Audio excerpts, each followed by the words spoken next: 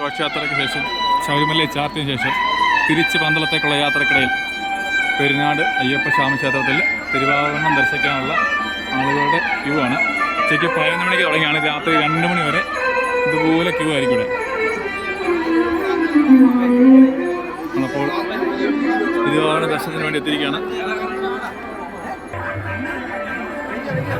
തങ്ക തിരുവാഭരണം ശബരിമലയിൽ ശാസ്താവിനും ചാർത്തിയതിനു ശേഷം നമ്മുടെ പെരുന്നാട് അയ്യപ്പ ക്ഷേത്രത്തിൽ മാത്രമാണ് ചാർത്തുന്നത്. അത് കാണാനുള്ള വൻ ജനാവലിയുണ്ടല്ലോ കേട്ടോ. ഉച്ചയ്ക്ക് 11 മണി മുതൽ രാത്രി 2 മണി വരെ ഇവിടെ ദർശനം ഉണ്ടാവും.